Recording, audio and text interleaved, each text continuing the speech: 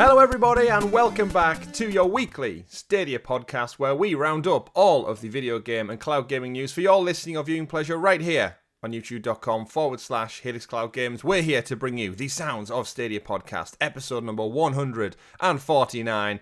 Can't wait for it. We've got a great show for you lined up this week. We're going to be breaking down all of your August Pro games alongside Stadia not being dead, a Black Panther game in the works at EA, plenty of new games dropping, stealth dropping in fact, this very week, changes to a few other things, some updates from other developers and publishers, and much, much more. But before we do get into all that, don't forget to give the video a like, subscribe, and hit that bell so you're kept in the loop with all of the amazing content we do here at Helix Cloud Games, like our weekly live streams, Let's Plays, First Looks, and much, much more. If you want to support the channel that little bit extra, you can do so by clicking join in the YouTube link below, where you, from as little as 99 pence, you can become a Helix Hero and join over 50 other people helping support the channel grow and develop better quality content for you. And not only that, you get access to our weekly PlayStation podcast and our weekly cloud gaming podcast, CloudQuest, a few days early.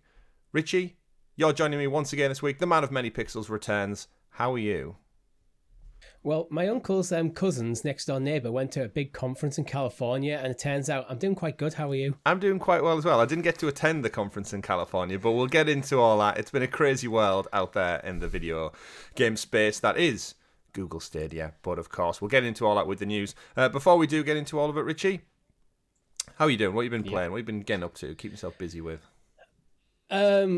This is going to be weird for people because we're actually, as usual, filming Sounds of Stadia and talking the PS out of order. So I haven't actually played. I'm talking the PS. I talked about playing Stray. I was aiming for the platinum. Didn't have time on Friday night to play. By the time we finished recording, went to the gym, whatnot. And I just wanted something a bit more casual for my evening. But this morning, Saturday, I have actually been playing a bit of Exodiac. Exodiac. What is Exodiac for those who don't know?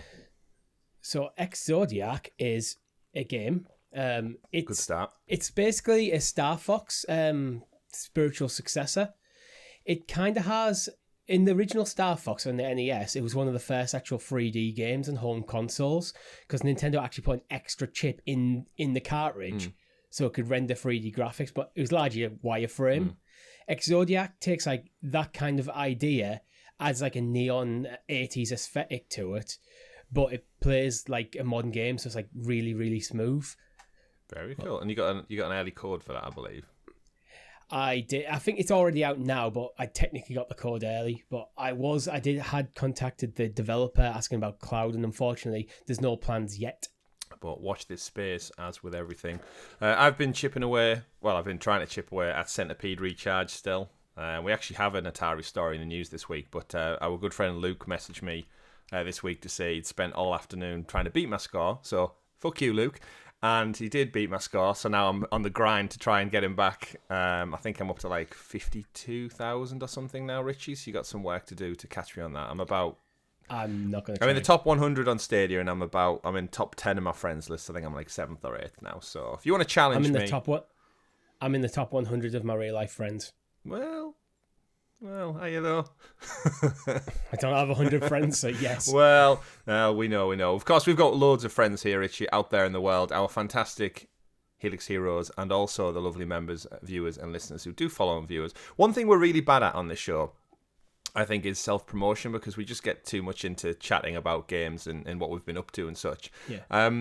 Obviously, hundreds of you watch and listen. If you're listening on Spotify, do rate us. Good to give us that 5-star. It does help the actual podcast find the algorithm, that magic algorithm out there, especially on YouTube. We don't really get many comments because I know it's a discussional podcast, but we'd love you out there to start some conversations. So let us know what your favourite pro games are this month, what you think about the Black Panther news. Do you think Stadia's dead? We'd love to hear some chat, of course. Do like the video, share it as much as you can. But yes, as Stadia kind of grows ever so slowly at its lovely slow pace, we, of course, the channel would also grow with your help and support. So Yeah, we do appreciate it, but jump into the chat and create some conversation. We obviously do have, Richie, a very rich Discord conversation that's always chatting away, sometimes probably to a detriment of our comment section over on YouTube, because people are talking non-stop back and forth in there, which we don't mind. We love our Discord community. They're fantastic. They're a lovely bunch of people. But yeah, trying to get those comments up. I realised this week that we usually get like a handful every week, and that's about it. And I think the more comments you get, the more it helps the algorithm. So get out there and sprinkle some magic sauce on that algorithm. Right then, let's get into the thick of the show. We've got a busy show lined up, plenty of news stories. So, Richie, would you do us the honours of introducing us to the super sexy special Stadia story segment, aka The News. As I said, folks, busy week with Stadia. Of course, when we reach the end of the month, we always get plenty of juicy news dropping. Of course, your pro games, they've been announced, they're out there. You've most likely heard of them already. The time this show goes live, 1st of August, you'll be able to claim them today. So happy Pro Day, everybody. We got a community blog post that dropped this past Tuesday, as is the norm. And readings directly from it. You want video games? We have video games. Need summer plans that don't involve braving the heat? We've got you covered. Starting off with pro game number 1, Saints Row, perfectly timed, in line with, of course, the release of the reboot remaster. You can claim Saints Row the Third remastered, available now on Stadia Pro. Of course, that follows the other Saints Row titles that we've also had as part of Pro in the past. Saints Row the Third remastered gives you control of the Saints at the height of their power, and you live the life to show that this is your city. These are your rules, remastered with enhanced graphics. Still port, the original City of Sin has never looked so good. It drowns in sex, drugs, and guns. Take a tank skydiving, call in a satellite targeting airstrike on a Mexican wrestling gang, and fight against a highly trained military force by your lonesome in the most outlandish gameplay scenarios ever seen. This is the kind of tentpole for the month of August, Richie. Very timely again, leading into the Saints Row reboot. Probably quite a tactical move, I would say, either on the developer's part or on Stadia's part. Do you think you'll check this Saints Row out? I know you're not a massive Saints Row kind of guy, but this is the tentpole free game for Pro this month. I actually have Saints Row the Third on Steam. I've had it for years. It's the only one of the series I've actually played. What I've had is not the remastered version, it was the initial release, but I think I'm unlikely to, largely because I do have quite a list of games that I want to play. Cause I'm playing at the moment. Just jumped into Exodiac. I need to get the platinum on Stray. I'm back into Ghost of Tsushima. God of War's also on my list of things I want to play again this year. So unless it's a title that goes, need to play this now, I'm probably not going to add anything to the list. However, I'm happy it's there. I may jump in at some point. Does Saints Row the Third have multiplayer? I feel like it should have, because it's got that kind of chaotic open world nature to it, and I feel like jumping in with multiple people and just messing shit up is a good thing. If it does, maybe we'll get streaming this. Yeah, it's been a while since I've checked Saints Row, and I think maybe to whet our appetites for the upcoming reboot or tantalise us a little bit, it might be worthwhile jumping on a stream. So do let us know in the comments below if you'd like to see us do a Saints Row the Third remastered live stream with you, the community out there. Saints Row the Third does have online co-op multiplayer. There we go then. Might be worthwhile a shout. It's definitely my preferred choice out of these pro games, so let's mark. So yes, I will be jumping back into it on stream probably. Mark it down, folks. Mark it down. Of course, this last week we wrapped up our World War Z Aftermath live stream collection, Richie. We did episode 7, Kamchatka. And that rounds out our full series of co-op campaign of World War Z Aftermath. Had a great time. And can't wait to see more of that. I'm curious to know where they go with that franchise, because there is just something inherently fun about it. They've run out of letters in the alphabet, though. Maybe that is why Z is the final say. We'll have to move on to numbers. World War ZZ. ZZ. It's when they all fall asleep. ZA, ZB, ZC. Moving on, though, our next pro game announced of the week, slightly pivoting to a different place. We have Shantae Half Genie Hero Ultimate Edition. This is an all-inclusive version coming with all the previously released content, modes, and costumes. Save the day as the belly dancing half genie Shantae. Conquer Sequinland as the evil Risky Boots in seems like I'm saying so much random words. Pirate Queen's Quest. Swap between Sky Bolo and Rotty Tops in Friends to the End. That whole sentence means nothing. And finally, Wall Jump as Ninja Shantae. Soak Up the Sun as Beach Shantae. Serve Justice as Officer Shantae. Also includes Tinkerbat Transformation, Blue Shantae, and classic Risky costumes. That has to be the worst write-up to describe a video game collection ever. Yeah, that's a terrible write-up for what is probably an amazing game. Like, if you're into your 2D action platformers, I think this could be a fantastic pickup for you. Like, it looks great. Yeah, they almost fell foul of just listing off every DLC added into it rather than just telling us about what the game is. Yeah, explain what the game is and go, this version includes all the DLC. Yeah. Of course, anyway. We do know Shantae side-scrolling action from way back when, way forward, in fact, way forward when. Bringing us this in a collection, so fantastic. If you're into your 2D action side-scrollers, it's definitely one of the best-rated ones out there. Of course, we've got a couple of these games now on the platform, and this one is the remake Ultimate Edition that brings everything up to scratch a little bit more. Moving on, we also have Welcome to Elk, which is the very artistic and almost seems hand-drawn cartoon animated adventure game. It's Elk is a biographical adventure set on an island like no other, where every character you encounter has a story to tell, from the weird and wonderful to the dark and desperate. All the tales told on Elk are based on true stories of life and the road less travelled. Now, this is the one where I think when we first saw it, when we spoke about it, when it got rated way back when, this game just looks a bit trippy. Yeah, definitely. The one thing I noticed as you were reading that, you're reading from the Stadia blog, aren't you? Mm-hmm. I was reading the exact thing word for word from the Steam store page. I mean, that's where they get the descriptions, right? Yeah, that's the simplest place. I suspect these little blurbs might be written by the developers and then put out to platform holders, because it was literally word for word. Yeah, and you think if you're going to steal from Steam, you'd tweak it if you Google. But yeah, Welcome to Elk tells a weird, interesting story, and I think we said when we first read it gets very dark very quick. Like, it seems like a colourful, almost like a children's colouring book adventure, but no, it actually takes a very dark turn. I'm looking at a screenshot on the Steam page, and there's literally a guy pointing a gun at what I presume is one of the main characters and just says, "Just let my family go." Yeah, it seems like it has loads of little mini games in it from its 2D scope, but yeah, the trailer doesn't paint it actually could be quite surprising in how you think you're going in for a good, happy adventure, and you're just not. It sounds like it's going to tell a very dark and morbid story. So, Welcome to Elk, also one of the extra pro games you can claim alongside Shantae, Half Genie Hero, Ultimate. I was going to say Revenge then, Ultimate Revenge for some reason.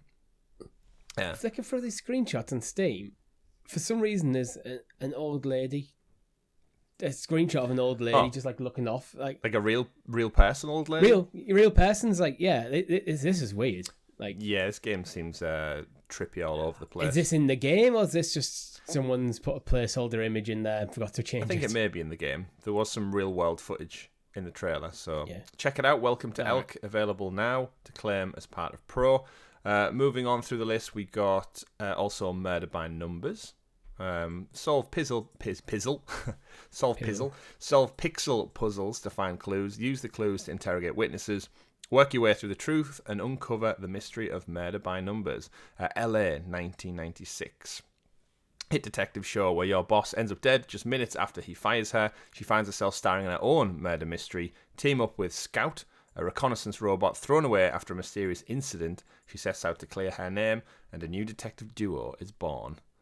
Of course, this one in particular, the only reason this stood out for me way back when, not my kind of game at all. Some of these actually aren't for this month of Pro. The reason this stood out to me, if you recall, Richie, it's made by Mediatonic, which are the guys who do Fall Guys.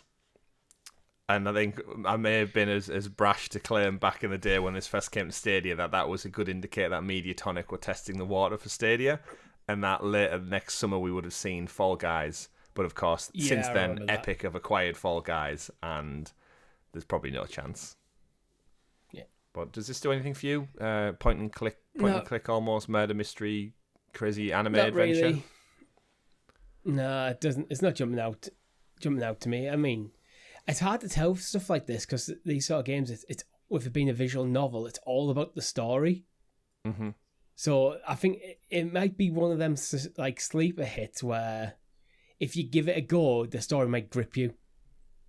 Get it. But on the surface, again, I've got a lot to play right now. Yeah, I mean, apologies to anyone that are thinking we don't sound too enthusiastic about the games. Saints Row probably being the flagpole one. Again, with the new one on the horizon, I'm happy to just wait until the new one comes out with the kind of reimagined reboot. And the rest of them are a couple of indie titles that don't do much for me, unfortunately. Like, I'm sure if I sat down and played them, I'd have a good time. But as you said, as an adult, I'm sure lots of our viewers and listeners out there trying to prioritize what you want to play. Yeah, there's different things that tickle my interest right now. I think part of it is when the game's already been on the platform a long time. I've had a long time to choose to play it and then haven't made that decision. Yeah, that's a good point. Yeah, you kind of stare at it sat for around about the £12 to £15 mark for 2+ years for some of these games now. And if I haven't put just over £10 down now, then just because it's free, that doesn't suddenly pique my interest in playing them. But anyway, moving on, we also have Calico, because as with all pro months now, we seem to get an absolute handful of titles, not just one or two. Calico, Richie, if you recall, was that trippy cat cafe game where anything seems to happen in this wonderfully painted palette world, and you run a cat cafe, and it includes loads of little mini very games. In vogue right now. You can customize, of course, the world that you live in, but more importantly, it's just really, really trippy and involves cats. I don't think there's any much more to say about Calico. This is probably the one I most want to check out, just to like laugh along the way and think, what the hell is happening? I think this is the game that is hard to describe. I think this is it's more of an experience that you have to have yourself. Mm-hmm. By the looks of it, like, it is weird, it's trippy. Imagine if you'd taken a few things, this could be a really interesting evening.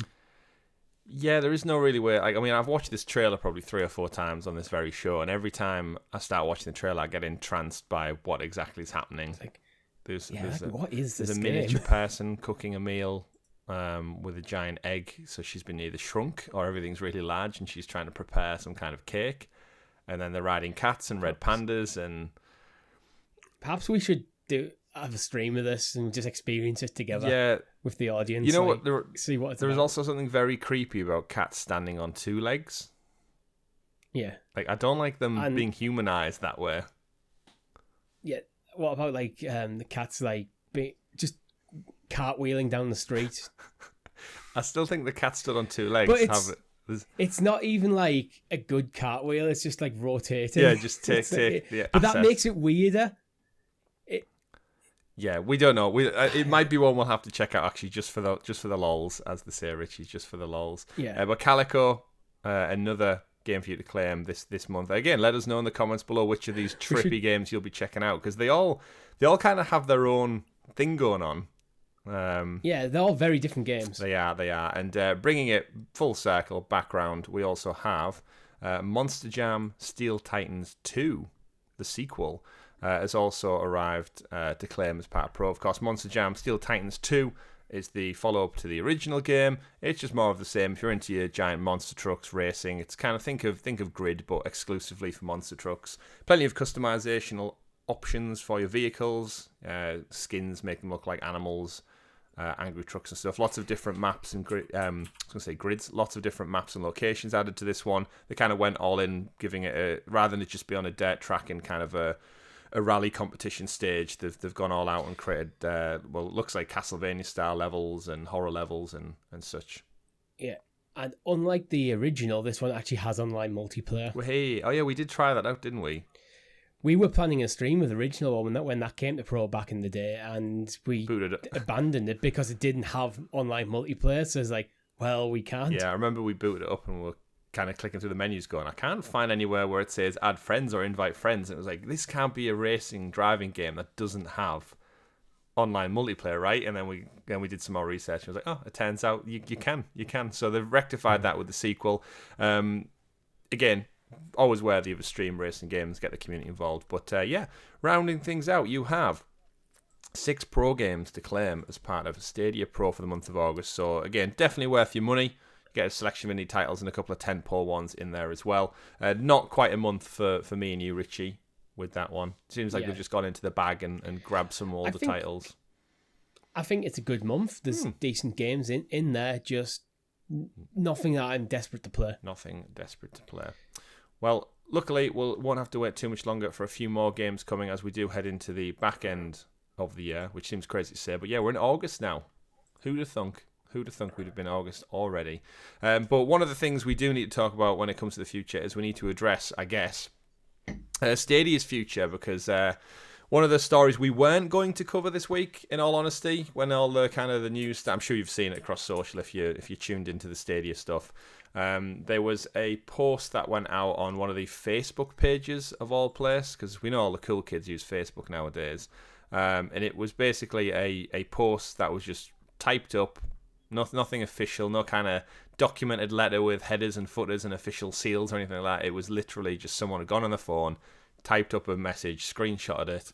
I don't actually have the full message because I didn't want to do that much research into this scenario, but someone under the name of Donny Jepp, which of course is a fake name, and decided to write posts basically saying that he knows someone who used to work at Google who was part of a regional meeting in California this past week, and they've been briefed that Stadia is closing down and they'll give members 30 to 60 days notice. You'll get your last month of Pro for free. They'll refund any payments for the last month. They're not intending to phase it out into like a Google Play Music to YouTube Music kind of scenario. They're just going to cancel it. Which usually I just, of course, read it on Facebook as most people and thought, bullshit, move on with my life.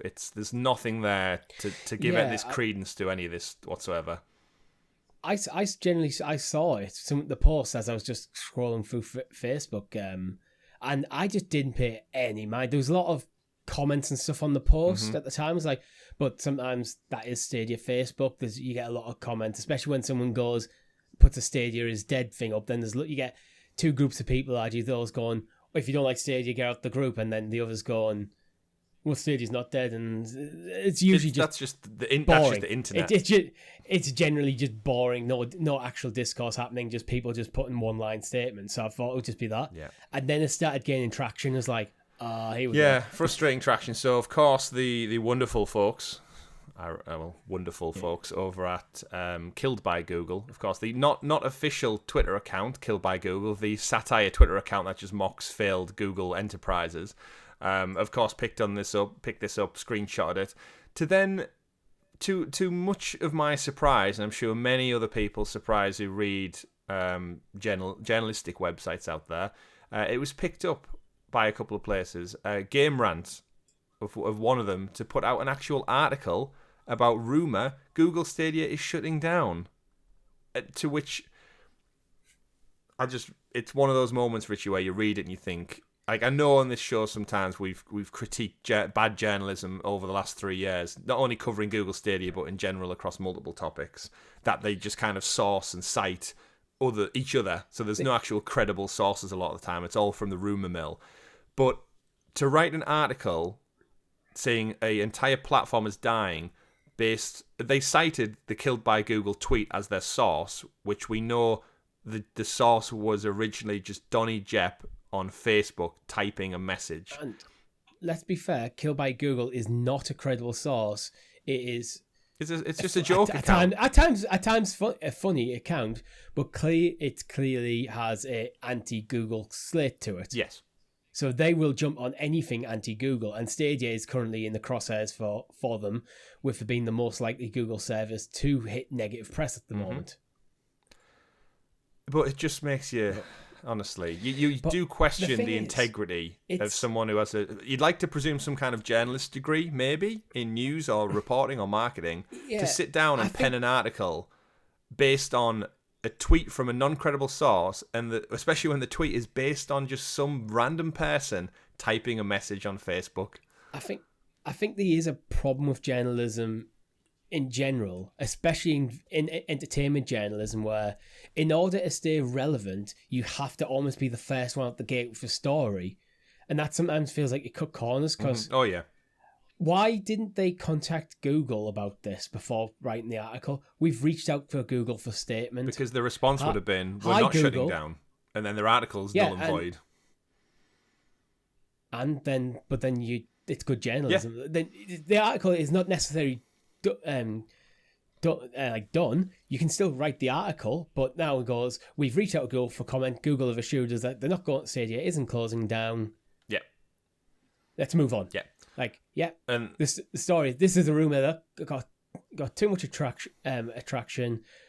Google have then denied. In fact, it's quite nice that Google have denied this because they're not usually great at doing stuff like that. We should also point out, so the Game Rant article was updated as the title was changed to Google Stadia is not shutting down, which again still makes the whole article redundant then, with an update, and then they've put update on its official Twitter page. Google Stadia has denied the rumours it will be shutting down its service. Original story follows. So they've still left all of the shit posting up that they did before.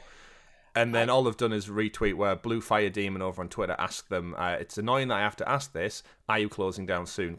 And Stadia's official response was, Stadia is not shutting down, rest assured we're always working on bringing more great games to the platform and Stadia Pro. Let us know if you have any other questions. So that, in my mind, you'd retract the article. You just delete it from your site because it's redundant at this point. However, no, they keep it up for the clicks. I don't know, because there is something to be said for the sake of, yes, this is a thing that happened, rather than get rid of the article by posting an update onto the article itself. People who then remember reading that article, if they ever go back to it, then the retractions. I personally prefer the retraction to be there. The article info, this is what we said. I don't think this article should have went out until they spoke to Google. Yeah. But it did. And I personally think the way they retracted this is probably the best way.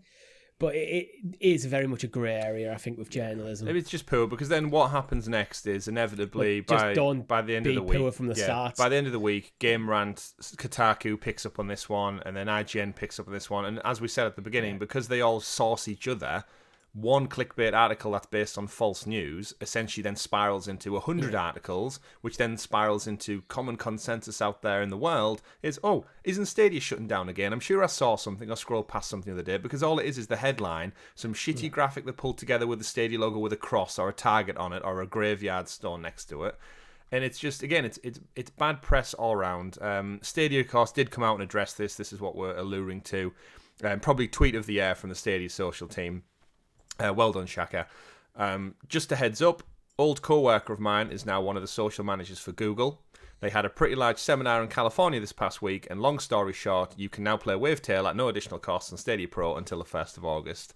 So a bit of tongue-in-cheek throwaway comedy there, basically having a dig at the hilarity of all of this story. So we won't rest on it too long. I don't want to give it too much more fire, because we know all of our viewers and listeners out there have probably dealt with this kind of scenario time and time again, but it is annoying that we have to deal with it. I mean, just to finish off the story, I do want to point out that while Google are really hell-bent on pushing immersive stream for games, they're not going to close Stadia, because Stadia is an active use case. Yeah. It's a good example for how the tech works for people. So Stadia, if Google decide to stop pushing immersive stream, that's when I'll be worried about Stadia. I mean, even then, you've got to look at, like, FIFA's coming later this year. We've got Saints Row coming later this year. Skull and Bones. We've got Avatar, which is coming next year.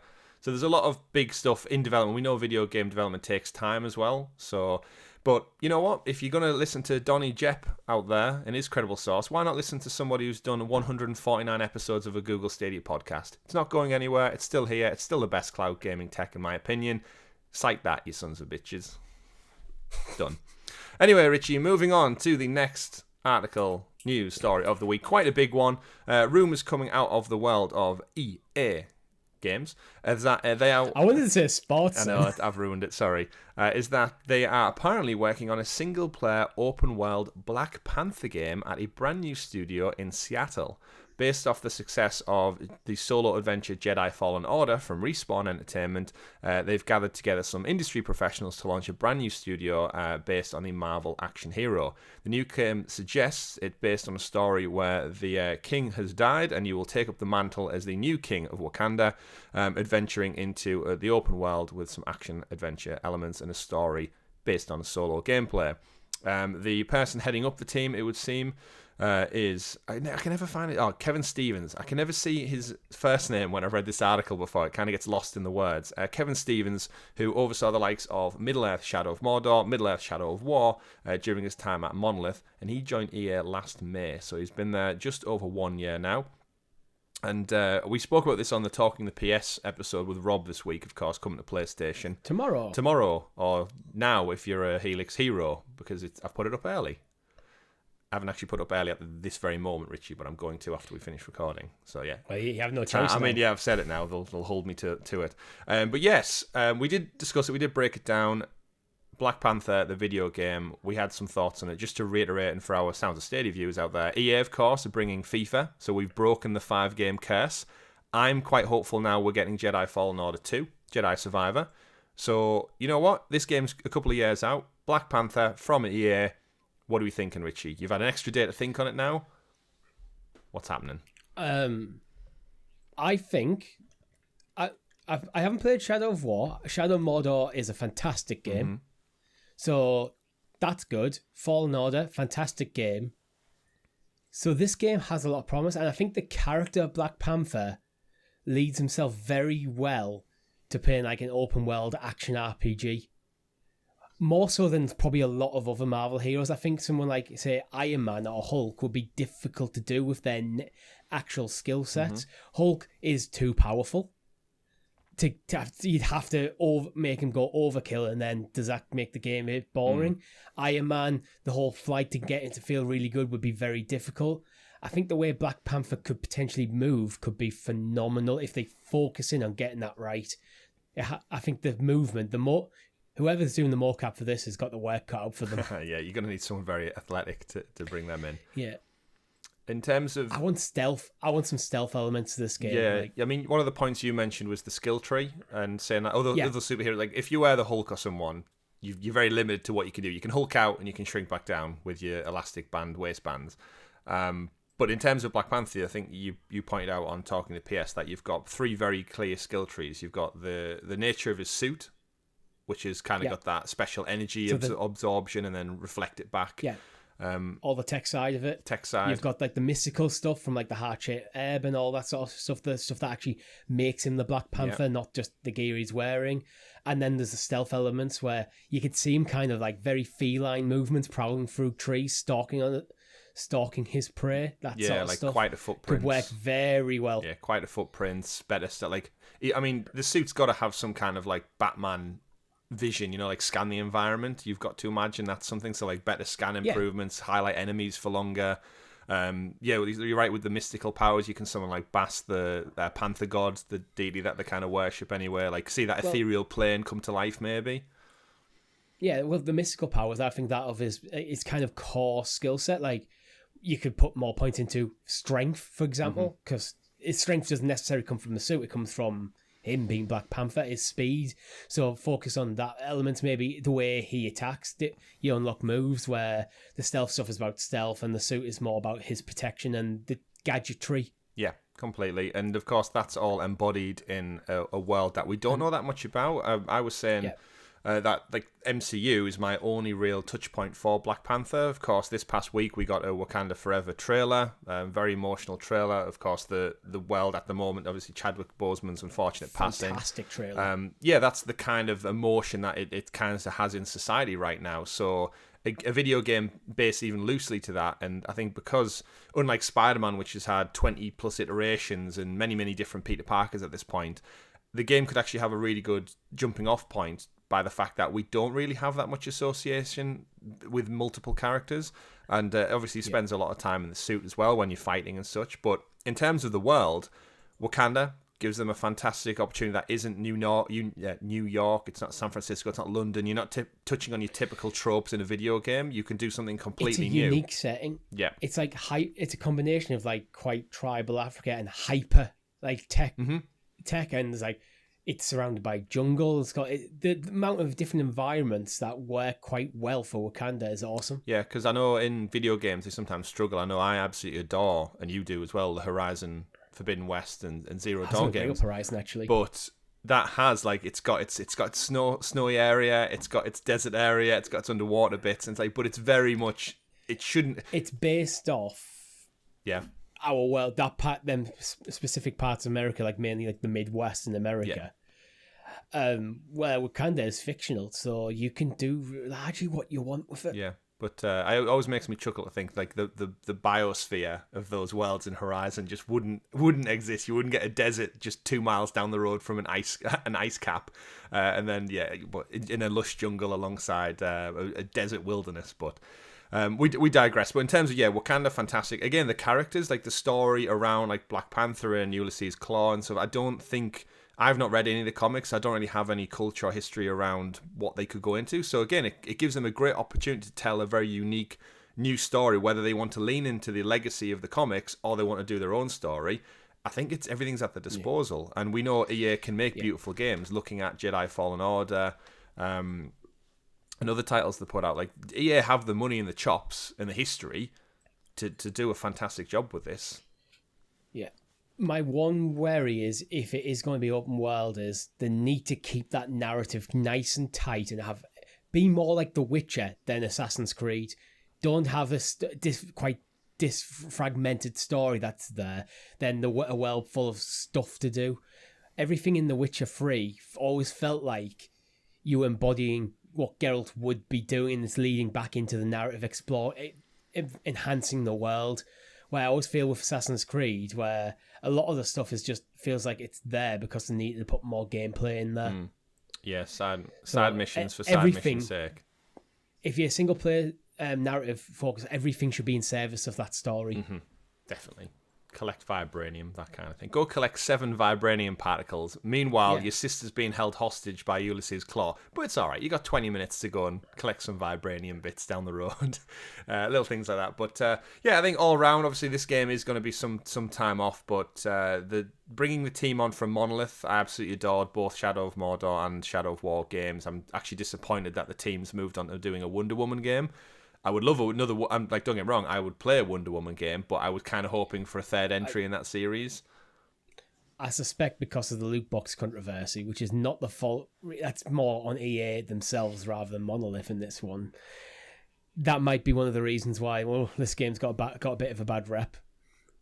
It's a shame. Yeah, I mean, it wasn't on EA because it was Warner Brothers, the Shadow of War games.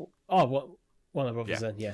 But either way, it's just the Monolith Productions boss has moved over to EA to start this new team. So a brand new team, finding their feet. You're throwing EA under the bus like that, Richie. They're all guilty of it at some point or other. But either way, yes, Black Panther game probably a good while off. However, they should get some good synergy by the time the Wakanda Forever movie comes out. Black Panther hype might be at its highest. He might be the new leader of the new Avengers for whatever that timeline looks like, because we've just seen Phase 5 and 6 revealed. There's another decade of movies and culture to come out of that. So exciting stuff, and good luck. I hope any more single player games I'm definitely down for. And of course, more importantly, Richie, hopefully it will come to Stadia. Now we know that 5-game curse is broken. However, you won't have to wait too long for some additional games on Stadia, because outside of your pro announcements and big game conversations and Stadia not being dead, we also got some stealth drops this week. First game up from Handy Games, the THQ Nordic division, we got Neighbours Back from Hell. Now, I've never heard of this game before. It's remastered Neighbours from Hell 1 and 2 in one package. Reading from the description, as Woody, the vengeful star protagonist of Neighbours Back from Hell, you will prank your way through seasons 1 and 2 of the fictitious but aptly named TV show. Take the mischief from your nasty neighbour's flat all the way to China, India and Mexico, where Stadia will soon be, where you can make sure this holiday is a living hell. While you're at it, why limit targeting your antics at your neighbours when you can involve his mother and fellow travellers? Whatever you decide to do, your trusty camera crew will be right there to keep a keen eye on the action. You basically take part in 25 episodes, basically causing chaos in a very interesting art style world. Now, I've never seen this game, but when I saw it, I was like, what the hell is this when I saw the trailer? Yeah. Richie, what is this game? Tell me about it. What is it? So, I feel like it's almost like it's probably going to be like scenario based, where each scenario is like your level where you're on a boat or in the kitchen or whatever, and you need to hassle your neighbours for some reason. I don't fully get it. It does seem to just be basically, in some ways, bullying your neighbours, the video game. Point and click harassment adventure. Yeah. But what do the graphics remind me of? Because they're from a very distinct era in time. It's like Donkey Kong Island. Donkey Kong Island? Is that the one? I see what you're going with there, but it's like quite claymation. Yeah, it's in some ways like 2D, 3D, but it's got a very distinct art style to it that does make me very nostalgic for a particular time in my life, but I can't pin what it is exactly. It's somewhere between like Donkey Kong Country and Wallace and Gromit. Yeah, that's probably a good middle ground between them all. Which is things I never thought I'd say in the Stadia podcast, but there you go. No, of course, the graphics have been fully rendered in full HD. Frame rate animations doubled for a smoother experience. Use stealth, skill, and style to perform the perfect ambush on your unsuspecting neighbours. Easy to use interface and superb cartoon-style graphics, apparently, with a big band soundtrack, whatever that means. Available now on Stadia for $12.99. And what did Adam Original Penguin on Twitter pointed out, which I need to tell everyone who's viewing along, just because it irritates me as much as it irritates him. New releases. If I can find it, I'll just bring up the store in particular for anyone watching along out there at home. New games, new releases. It's not even in the new releases, damn it. There it is. So Neighbours Back from Hell, £12.99. There's something annoying about the back in the title being lowercase. So it's Neighbours Back from Hell. I hadn't noticed. Yeah, and now you've noticed. And as soon as Adam pointed it out on Twitter, I was like, damn it, I'm never going to not see this now. It's because the from is capitalised as well. If the from was lowercase, then matter. It's like you focus on Neighbours and Hell. But if it should be everything's capitalised, don't do that. So it's there. And that's one of the games available now, though. A nice little stealth drop. This is one that actually went under the radar for everyone. No ESRB rating, no leaks, no teasers, nothing like that. No coming soon to Stadia. Just boom, there it is in your library. Claim it now. The freaky Wallace and Gromit Donkey Kong game where you kill your neighbours. That wasn't the only game, though. We got news about this last week, because also part of the blog, we also found out the Forgotten City will be arriving. The Forgotten City, Richie, this is a game, again, kind of gone under the radar, arrived on Stadia. Didn't know anything about it. It's now available to purchase and play for £19.99. I'm sure we saw this at a press conference at some point, but I don't think it was announced for Stadia. Possibly, actually, now you say that out loud. The Forgotten City is a narrative-driven time loop adventure set in ancient Rome. Discover the ruins of an ancient underground city, travel 2,000 years into the past, and unravel the mystery of who destroyed it by cleverly exploiting the power to wind back time. The fate of the city is in your hands.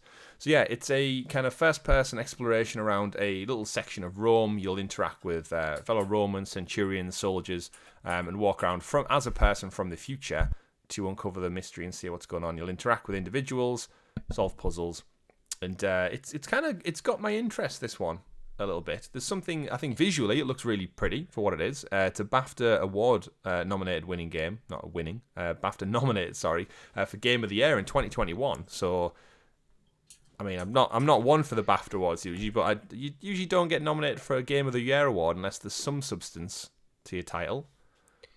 Yeah, I mean, it's a story-driven, narrative-focused game that involves time travel. It's set in ancient Rome. I think it looks really cool, actually. Yeah, there's some interesting puzzle elements. I remember us. I'm trying to figure out which what press conference it was. I've seen it was on IGN Summer of Gaming 2021, but I don't think we ever watched that. I'm assuming maybe Summer Games Fest 2021. Yeah, I might have seen a glimpse of it somewhere, but over on Steam. But I remember watching the trailer going, this looks pretty cool, actually. Yeah, over on Steam, it's got very positive reviews, and from all reviews, it's overwhelmingly positive with over 5,400. So evidently, 84 Metacritic. Yeah, that sounds like a good win. Again, it seems priced really quite nicely as well. It does indeed. Available now, though. So another one, under the radar, stealth dropping, which I think brings the releases for the month of July for Stadia to about 12 or 13 titles. So the cadence of trying to hit that 100 games by the end of the year is ramping up, which we anticipated because they had a slow start to the year.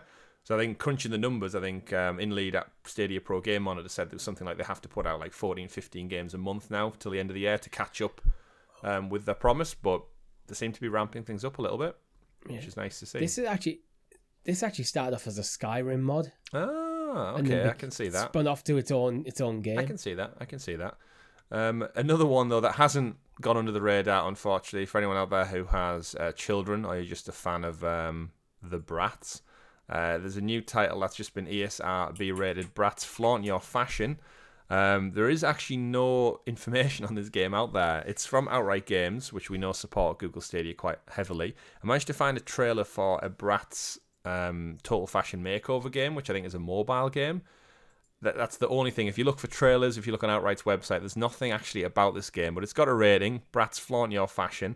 The description on the ESRB rating says this is an adventure game in which players help Bratz characters grow their fan base as they explore different cities. Examples, Seoul, Barcelona. Players engage in photo shoots, etc., to win followers. My sister used to have Bratz, Richie, when we were younger. Did your sister?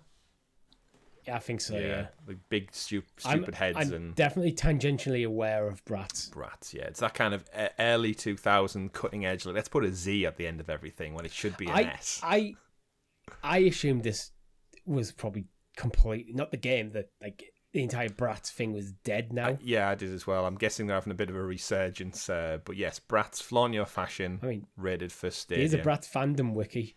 Of course there is. Not one for us, safe to say. Probably a pro game later down the line as well. Like that LOL, what was it called? LOL something adventure. The Overcooked knockoff. But either way, we'll move on to a game that's probably more in our wheelhouse. One that I cannot even pronounce. Another game, this one was actually interesting enough, leaked as part of the community blog post. So for those eagle-eyed people out there who always pay attention to the kind of artwork Stadia put out with the blog post, you might have noticed it's been since retracted and replaced with Destiny. But there was actually one of those little cube banners at the top that featured Dungeon of... How do I want to approach this? Naheulbeuk? I was thinking Naheulbeuk. Naheulbeuk? It's probably just translates to like Nabuk or something like that. The whole middle part of the word is silent. The Amulet of Chaos, either way, has... well, it's not leaked. It was literally on the blog post until they retconned it out. However... Whenever I see the blog post, I always save the initial image because I use it in our thumbnail art later on in the week. So you won't get away with this hiding stuff. You won't get away with it, Stadia. I'll actually see if I've still got it just to show people out there in case they don't believe me where we at. But either way, Richie, have you got the Steam description up? I haven't. Damn it, man! What you like? I'll have it in a second though. I've got it. You've got it. Well, I've just replaced the whole screen with something else. Step into the wacky heroic fantasy universe of the Dungeon of Naheulbeuk. Lead a team of unlikely and clumsy heroes in an epic and challenging tactical RPG. Live an adventure filled with humour, surprises, and silly encounters. Silly encounters. Yeah, it seems to be kind of a like isometric, turn-based. I was going to say dungeon crawler. I mean, it's got dungeon in the title. That doesn't make it a dungeon crawler, though. Yeah. What's this do for you, this one? More than Bratz, I hope? Yeah, quite a bit more. I think it looks pretty cool, actually. I do like tactical RPGs. I'm trying to remember what it reminds me of. The developers of Baldur's Gate 3, what did they work on before? Larian. Yeah, Baldur's Gate. Yeah, Larian works in Baldur's Gate. What was it they... I'm blanking on it. It'll come to me. But it does look like a more slapstick version of whatever game I'm currently trying to think of. Fair enough. I'm sure it'll come back to you. It'll come back to you eventually. But yeah, either way, more games coming to the platform. That'll add on to the list. Dungeons of Naheulbeuk. I'm sure there's a particular... I'm sure one of our listeners out there will correct us in the pronunciation. And that's not all, because not only do we get those 3 new games imminently in the future, most likely, some games just keep on giving, Richie, and one of those titles is Assassin's Creed Valhalla.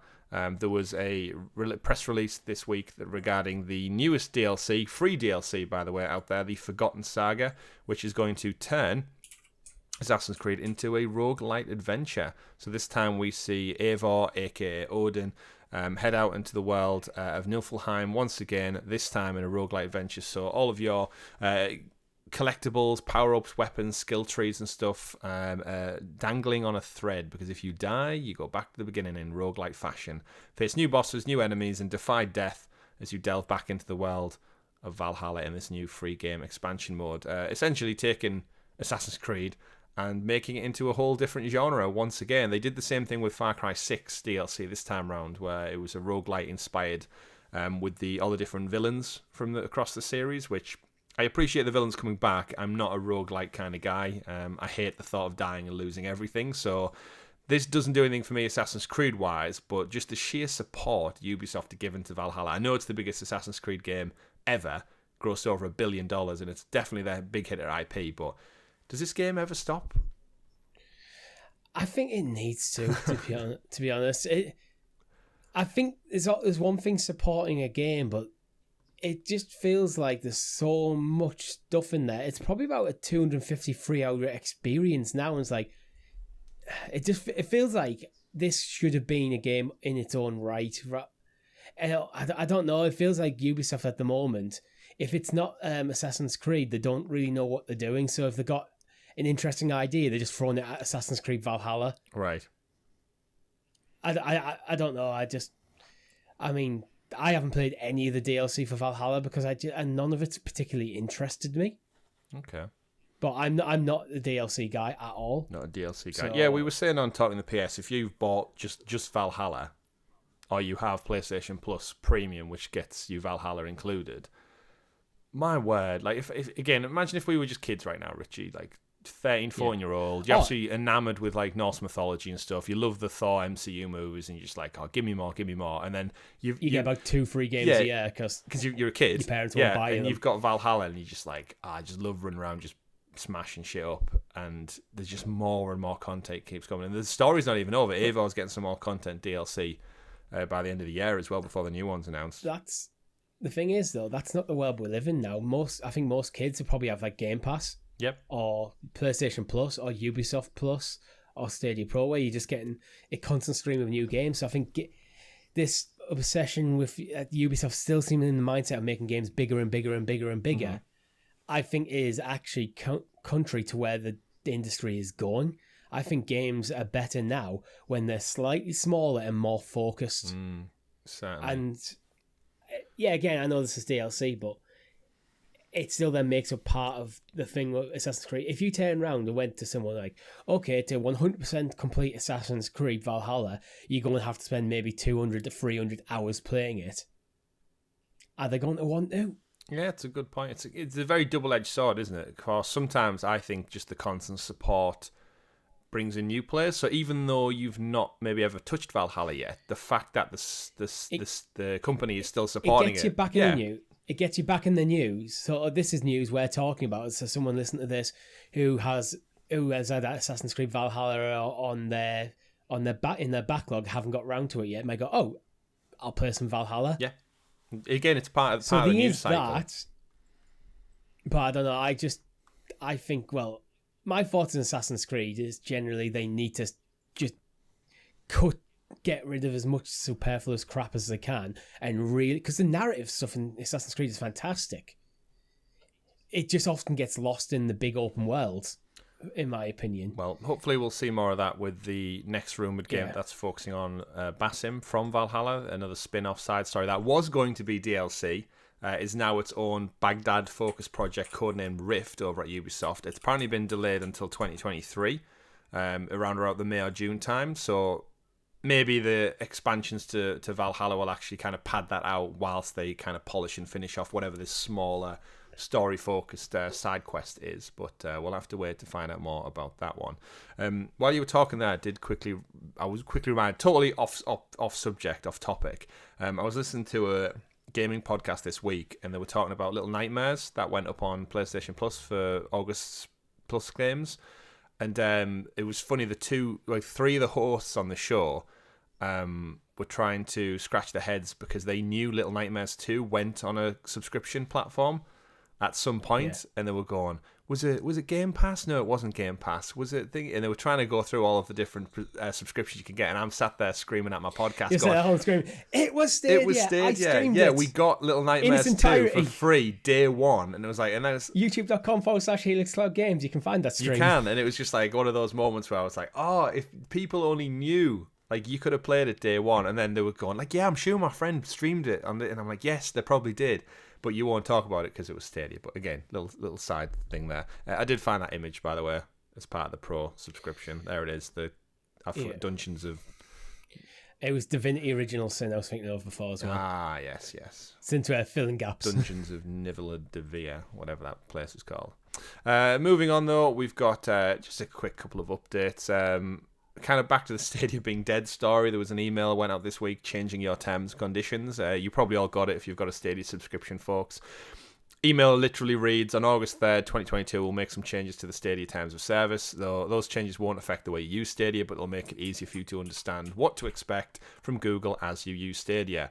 At a glance, the new terms are essentially more clarity on what you can expect from Google when it comes to prices of a subscription purchase, and then also improved readability. So they're going to probably trim down the documents to make them a bit easier to understand, which I think that fuel added to the fire of the Stadia closing down nonsense. Yeah. Unfortunately didn't help. But either way, businesses change the terms and conditions all the time. I feel like I get about 50 a year from Amazon, Disney, Netflix, my phone company, my broadband company. It's just part of business. For the company in the industry I work for, I write technical documents all the time. It's part of my job. I work in a highly regulated industry. We have to review all of our documents on a rotating cycle. So just generally, when I see this, an updated terms of service like this, I tend not to read too much into it because it's probably just come that natural cycle where, it's time to review this document and go, it's a bit wordy, it's a bit mouthy. We can rewrite it, retrim it. We can rewrite it, we can condense it. Definitely. That's it. But moving on to the next story, speaking of rolling cycles, we've got the news that RollerChampions, which of course is coming to Google Stadia later than the launch on other platforms, unfortunately, with crossplay. There was loads of rumours, again, back to the Stadia story, but there was loads of rumours that leaked saying that RollerChampions was going to be cancelled after Season 3, which we know Season 2 is just about to start underway. So with it coming to Stadia at a later date, it doesn't seem like it's long for this world. Now, on last week's show, I actually did say I don't think RollerChampions is long for this world, just because I heard no hype about it, nothing at all. And then subsequently, a few days later, there was rumours that it was going to get shut down off the back of Ubisoft closing 4 other projects. They've since came out, RollerChampions, over on their official Twitter account with one of those blog posts saying, "Hello champions, let's clear it out of the way first. RollerChampions isn't getting cancelled, and Ubisoft fully supports it. What the RollerChampions dev team is doing to make sure we focus on what our players have told us needs improvements, and that supersedes all other priorities. What does that mean?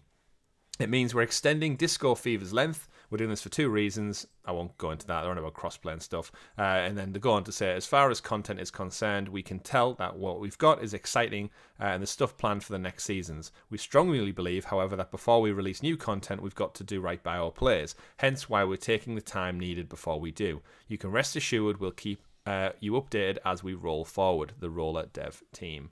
So RollerChampions, Richie, full statement put out there, rest assuring people that the game isn't getting cancelled and Ubisoft fully supports it, which is great to see considering it's not even out on Stadia yet. It would be terrible for it to just be canned maybe like 1 week after release or before it even maybe got a release. It would be a shame for that to drop off the radar. Again, I said last week, I think I heard no one talking about it. I've seen no one playing it. And then the way Ubisoft is right now, it wouldn't surprise me. I actually think it may have been, the rumours might have been true and it was in line for cancelled, but obviously from Ubisoft, from a business lens, they've had to come out and basically say, we need to plant a stake in the ground and say, look, no, we support our games from an optics standpoint, and actually think, ironically, the rumours of it being cancelled might have just bought RollerChampions another year of life. Yeah, I bet you with the negative press they've received from the recent cancellations and delays, and just general a bit of a negative sentiment around Ubisoft at the moment. I think they've probably looked at that and go, oh, okay, we can't kill another game, but that's just out the door. Would it cost us that much to keep it going for another year? Mm-hmm. Maybe not. So let's keep it going for a year, finish whatever the devs have got planned, and if it picks up, because it's entirely possible that maybe it's a bit of a slow burner. Yeah. I mean, look at Rainbow Six Siege. As they get more as they add to it, they get more content, more people give it a chance, and it may. It's not. I don't think a game coming out the gate and go and not like smashing right off the bat means it's dead. If you keep supporting it, I think it can grow. It's what we hope happens with Stadia. So I don't know. If they're saying it's going forward, then I'd say we've got another year of it at least, which is good because it hasn't come to Stadia yet. Yeah, well, that's the interesting thing from a business lens. You're right. We know Ubisoft cancelled Hyperscape, their other free-to-play battle royale thing, less than a year after it was launched. And then it does kind of set a bad precedence of, is this what's going to happen for every game? So then it has that negative knock-on effect of, well, every time Ubisoft release a free-to-play game, so let's look at... well, we know Ghost Recon got cancelled. We've got Division Heartlands. Does the same sentiment then carry across to the Division Heartlands? Does then carry across to XDefiant? And you do wonder, like, if you keep doing it time and time again, people are going to start thinking, well, why would I even bother playing a Ubisoft game if they're going to can it after less than a year? So this really does make me think they had to come out and put a statement and say, right, look, line in the sand. Yes, we've cancelled a few projects last week. However, we're not doing it to this one. Come and play our game. Yeah, if you do it too much, if it starts to feel like you're just throwing stuff at the wall and seeing what sticks, and that you don't know any longer how to make a good game, you're just trying something and then it fails, so you get rid of it, so you try something else, which I think then would cause players to be a bit more hesitant to try your titles. Mm-hmm. Like, free to play is one thing, but if this was like, if you keep cancelling every free to play game that comes out, why would I drop 60, 70 pounds on a new title when you... especially if it's a multiplayer thing. Why would I buy Sea of Thieves, for example, if you keep cancelling every other multiplayer project? It's like, you're going to be a bit more hesitant, and that is not a good look. Well, yeah, you're completely right. Like, what? So I think that's that'll be the calculus. So they'll be hoping that it turns it around, which I think is possible, because I think there's potentially a fun game in there. Definitely. So yeah, let's see how it goes. Of course, looking forward to playing RollerChampions. It's one of those games that I'm sure I'll have an absolute blast when I play it. I just have no real interest in rollerblading or playing a game as a rollerblader and fighting it out with other people in an arena. But I know if I play it, I'll have fun. But then that's the kind of detriment to a free-to-play game. I'm not the market audience. I'm not the person who's going to buy into it and then spend loads of money on a free game for cosmetics, because I don't care. I think our approach to multiplayer for this sort of stuff is we'll play it on stream maybe once or twice and have a blast with it, but then we'll move on. I want to move on to something with a bit more substance. I've just realised there's a PC Gamer article that's also gone out, Richie, about Google denies rumours the Stadia is shutting down. So that's another press journalist thing, just as we round out the show.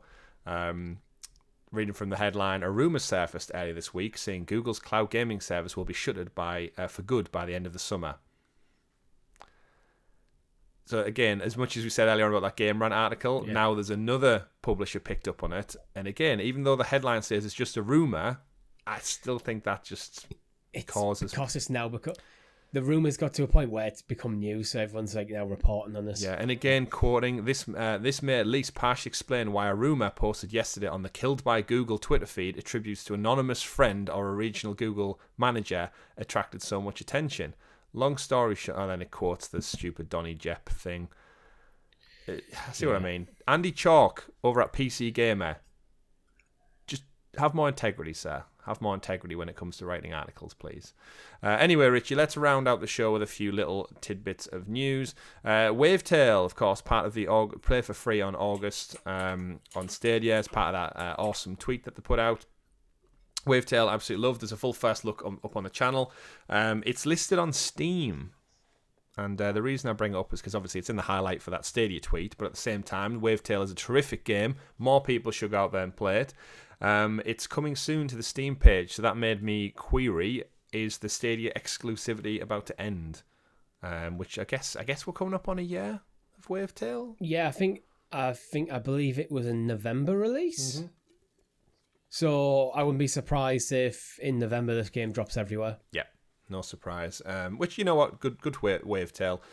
It just goes to show you that there's a lot of games that have been exclusive on Stadia that whoever curates the indie titles that they want to pick up, I think they've done a really good job, because WaveTale was fantastic. I know loads of people enjoyed not Risk of Rain, what's it? Why can't I think of the name? Pixel Junk Raiders? Pixel Junk Raiders. Raiders, I know loads of people out there enjoyed that one. Guilt is still a fantastic game that not many people have played.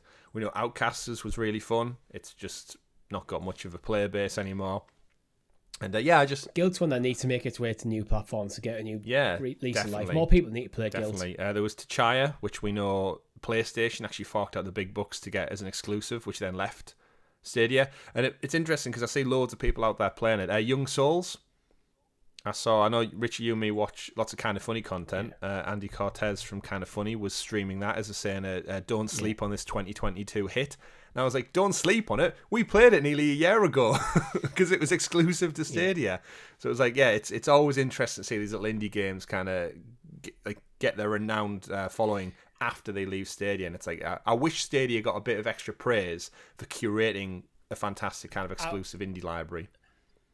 I like that these exclusives are timed, so because Stadia doesn't have the greatest player base, so it gives these games a chance to reach a bigger audience after that initial time is done. I just wish when they came to other platforms, there was a bit more acknowledgement that the game's been out for a year on Stadia. Yeah, not like, don't act like it's been in beta or it doesn't exist. Like, yeah, no. Don't pretend this is a new release. Yes, this came out a year ago on Google Stadia. Yeah, completely right. Just give people the proper information. That's my whole thing there. Because we've played it, completed it for the most part. Completed WaveTale, great game. So coming to Steam soon, but of course free to play from August 1st.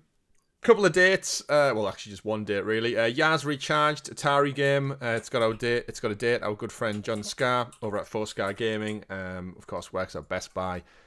For the blog posts and all the gaming editor content. It's got an August 23rd release date, same day as Saints Row Reboot. Not that they'll probably clash. Yaz Recharged coming to Stadia, PC, Xbox Series X, Switch, Atari, and PS5 and PS4. So pretty much anything and everything you can imagine.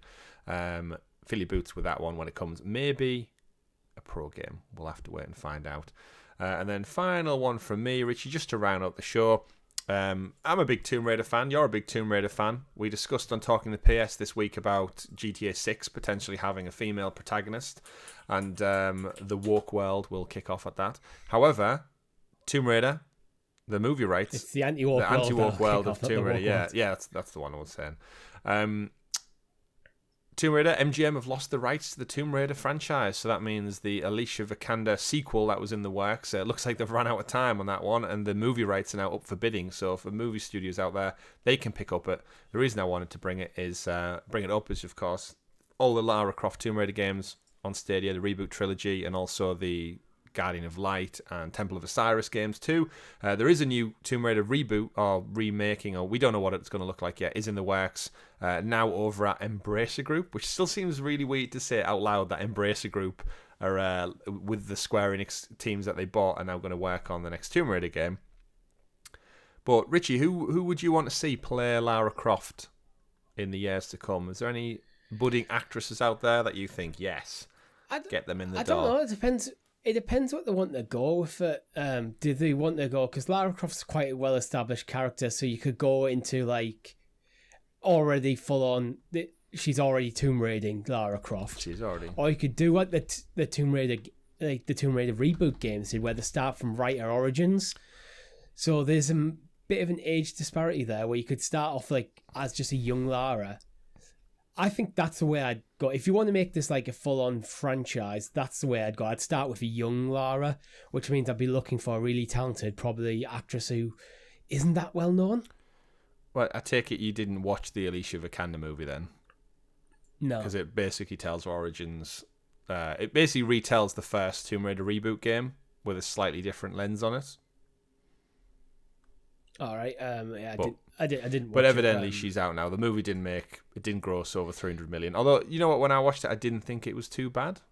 So there's loads of people out there in the net who want to get in Camilla Luddington, who does the voice of Lara in the reboots. However, I don't think she's like a movie superstar level actress you'd want to bring in. Not that she's not a great actress, but in terms of just the star power, you always kind of sometimes want a name that's going to get there pulling through. I've seen a few people throw some names about who they want. The actress who plays Kate Bishop in the Hawkeye series was one of them. But let us know in the comments below who you would like to see. Do we even need another Tomb Raider reboot? It feels like a watered down version of Spider-Man at this point, where it's like we'll be almost under our third Lara Croft within the space of like a little over a decade or two. I mean, you'd be surprised. When did the Angelina Jolie ones? I think they're a lot older than we actually think. Richie. 2001 was the first one. So yeah, within 20 years. So like, well, But the most recent one was like 2018, so it's a bit. Yeah, but that's all MGM's fault. Shout out to the original ones. I've got a soft spot in my place for Angelina Jolie playing Lara Croft. I think I only saw the first one. I was like, yeah, this is fine. You know what? They're not bad movies in the grander scheme of things. And if you look back some of them, the original ones, there's the Ice Cream Man who came to deliver us some Tomb Raider stories. Daniel Craig and Gerard Butler were in the first Tomb Raider movie. Which I always forget. And Ian Glenn of Game of Thrones fame as well. Mormont was in it as well. But go check it out. Check it out. This is the time, Richie, they could bring back Angelina Jolie to round out the trilogy. Why not? She could be an older Tomb Raider. Do a multiverse version of it. I mean, you don't even need to. Well. Like Lara Croft can be an older adventurer. She maybe just doesn't have to do as many crazy stunts. Yeah. But shout out to them. But we'll have to wait and find out what's going on with Lara Croft and Tomb Raider. Let us know in the comments below who you think should play Lara Croft and Tomb Raider in the new games. But as we've broken down, maybe a TV show rather than a movie. You know what? That wouldn't surprise me. That way you could tell a bit more involved story rather than have it condense things into like an hour and a half. That wouldn't surprise me, actually. I could see Amazon or someone picking that up because, I know there's like Jack Reacher shows and stuff out there. Lots of the Tom Clancy stuff. What's the one John Krasinski was in? That was an Amazon series. It's a Tom Clancy thing, but I can't remember. It's just a name. Really good, though. Anyway, either way, we digress. Plenty of pro games to claim and play as of today, folks. Go out there. Don't forget to claim them all. Plenty of new games to purchase if you're looking at picking something up new. Plenty of stuff rated. And all news to tell us that RollerChampions isn't dead, Stadia isn't dead, and cloud gaming will live on. Join us next week for episode 150, Richie, of the Sounds of Stadia podcast. That's right. Ice creams for everyone. 150 will be here next week while we round up all of your Stadia and cloud gaming news. It's not a major milestone, but 150 is a nice jumping on point for a show. Almost 3 years. It is, yeah. September will come up to our 3rd year anniversary, and we do have plans that we should probably reveal at some point imminently. The sooner the better for our plans. We can't wait, but thank you very much for everyone who's tuned in, everyone who's watched along for episode 149 of the Sounds of Stadia podcast. Don't forget, if you haven't done so already, do give the video a like, subscribe, hit that bell, and share with all your friends so you and everyone else can be kept in the loop with all of the cloud gaming content we do here at Helix Cloud Games, like the very show you're listening to or watching right now, just like our Talking the PS weekly PlayStation podcast that goes live tomorrow for everyone on free feeds, or if you are a Helix Hero, you've had it all weekend. Enjoy it. Plenty of news out there in the PlayStation ecosystem. Their August PlayStation Plus games have also been announced. Are they better than Stadia Pro? That's up to you.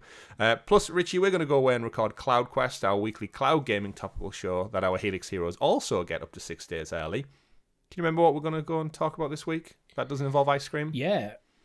It doesn't involve ice cream, or maybe it does. It does involve like the backbone and talking about how PlayStation might be preparing to bring cloud gaming to mobile. Mobile indeed. If you're listening to this on the mobile, don't forget to give us a rating as well. We appreciate it. But that's been everything for this week's show. My name's been Chris. And I've been Richie. We've been Helix Cloud Games for Sounds of Stadia. Remember, folks, play wherever makes you the happiest. Have a great week. Catch you on the next one. Goodbye. Bye.